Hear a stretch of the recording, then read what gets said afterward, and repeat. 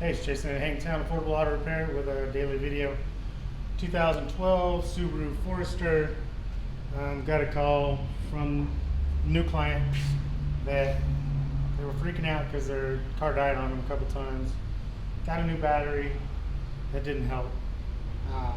Got it here this morning. We took it for a drive. It died on us. We towed it back to the shop. Only code it has is a catalytic converter P0420. Removed the spark plug and found most likely they've never been done. They are totally worn out and really bad.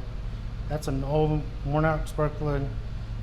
That's a new NGK spark plug. So most likely this is their problem. All four plugs are extremely bad.